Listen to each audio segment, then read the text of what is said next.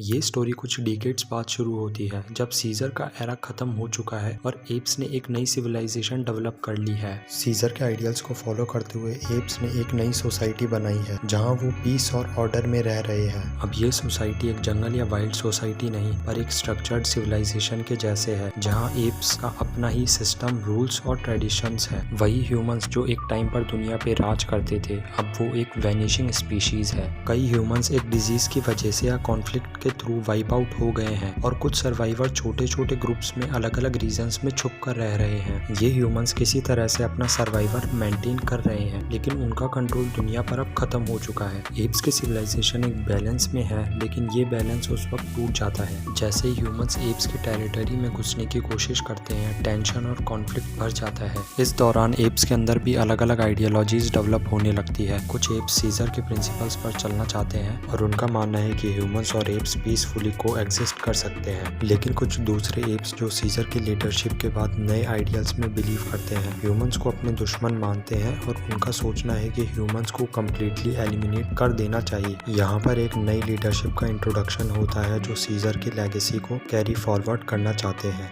ये leader scissor की तरह स्ट्रॉन्ग है और ह्यूमंस और एप्स के बीच शांति और अंडरस्टैंडिंग स्टैब्लिश करना चाहता है। एज स्टोरी प्रोग्रेसेस ये अपेरेंट हो जाता है कि ह्यूमंस और एप्स के गोल बहुत डिफरेंट है। ह्यूमंस जो डिस्पिरेट है रिसोर्सेज के लिए कहीं तरह से एप्स के साथ पीसफुली नेगोशिएट करना चाहते हैं, लेकिन उनमें भी कुछ ऐसे हैं जो एप्स को एज एन लोअर स्पीशीज देखते हैं और वो डोमिनेट और कंट्रोल के थ्रू एप्स की टेरिटरी में रहना चाहते हैं। अगर हम एप्स की तरफ देखें तो उनके बीच एक पॉलिटिकल डिवाइड हो चुका है। नया लीडर जो सीजर का फॉलोअर है वो डिप्लोमेसी और अंडरस्टैंडिंग के थ्रू पीस एस्टेब्लिश करना चाहता है, लेकिन एक दूसरा ग्रुप है जो एग्रेसिव और वायलेंट अप्रोच में बिलीव करता है। ये ग्रुप ह्यूमंस को अपनी एग्जिस्टेंस के लिए खतरा मानता है और वो चाहता है कि ह्यूमंस को हमेशा के लिए अपनी टेरिटरी से हटा दिया जाए। जैसे जैसे स्टोरी क्लाइमैक्स तक पहुंचती है कॉन्फ्लिक्ट एक्सक्लेट होकर एक फुल स्केल वॉर में बदल जाती है। एप्स और ह्यूमंस के बीच एक ब्रूटल बैटल होती है जहाँ दोनों तरफ के बहुत से कैरेक्टर अपनी लाइफ और बिलीव्स को सेक्रीफाइस करते हैं। ये एक डार्क और इंटेंस फेज है स्टोरी का जहाँ दिखाया गया है कि पावर स्ट्रगल और सर्वाइवल के बीच में क्या क्या सेक्रीफाइस किया जा सकता है। इस वॉर में एप्स का नया लीडर और कुछ ह्यूमंस के सिंपैथेटिक लीडर मिलकर पीस एस्टेब्लिश करने की कोशिश करते हैं, लेकिन कुछ मिसअंडरस्टैंडिंग्स और बिट्रेयल की वजह से सिचुएशन और भी ग्रेव हो जाती है। ये सीन विजुअली और इमोशनली पावरफुल है जहां हम देखते हैं कि कैसे एप्स और ह्यूमंस अपने अपने दोस्तों और परिवारों को खो देते हैं। स्टोरी के एंड में एप्स के लीडर और कुछ ह्यूमंस मिलकर एक ट्रूस एस्टेब्लिश करते हैं, लेकिन ये शांति टेम्पररी है। ये अपेरेंट है कि दोनों स्पीशीज के बीच एक लॉन्ग लास्टिंग पीस एस्टेब्लिश करना मुश्किल है।